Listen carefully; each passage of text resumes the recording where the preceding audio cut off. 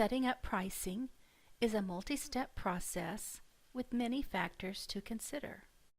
Our table shows us all of these factors and provides a visual to help us to understand the process. Across the top are item data and customer data.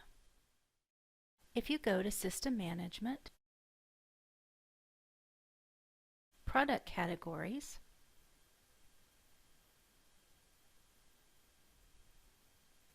you can set up your own categories. You can edit the ones that are there, or you could add your own.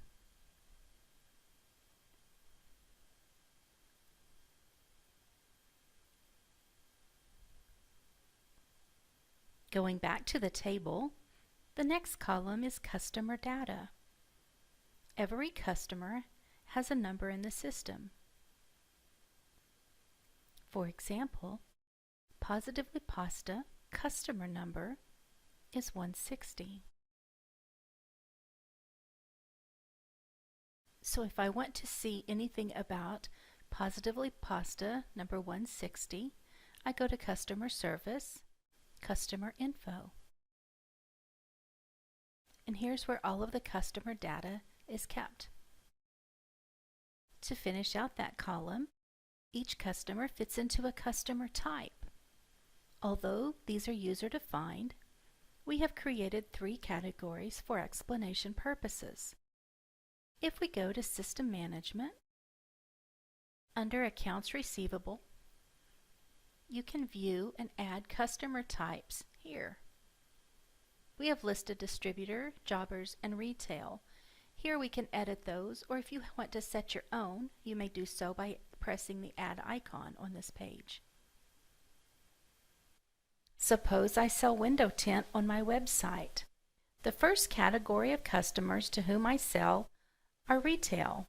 These are customers who buy window tint from my website and I ship it to them. The second category are jobbers. Jobbers install window tint as a service. This group buys window tint from my website and then installs the tint for which they are paid for their service.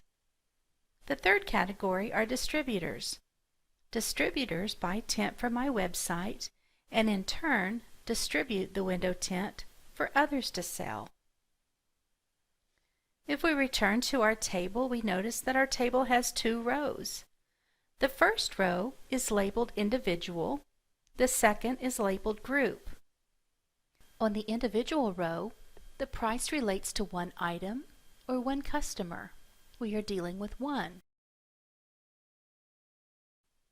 On the group row, the price relates to a group of items, product category, or a group of customers, customer type.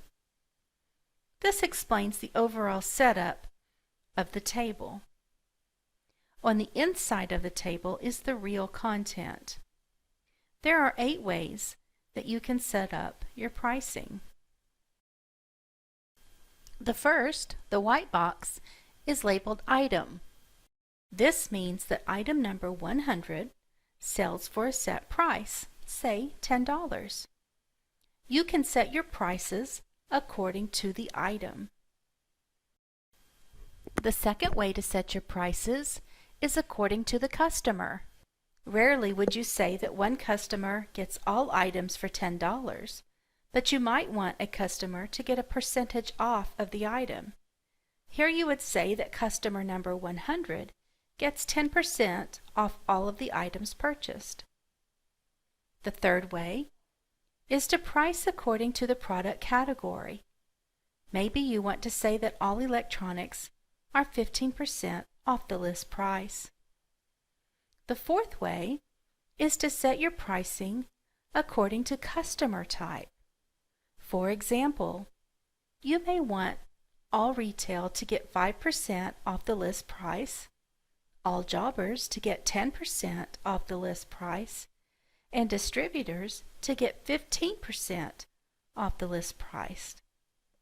Those are 4 ways to set up pricing. But now we can make combinations of those 4 types. You can have a combination of item and customer. This is also known as contract pricing.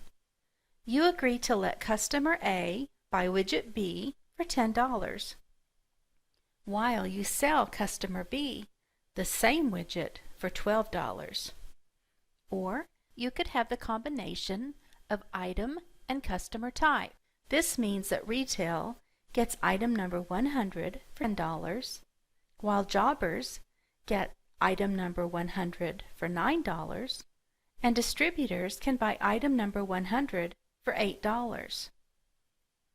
The next pricing combination you could select is a combination of product category and customer. This means that a customer is able to purchase items from a category, say phones, for 10% off the list price.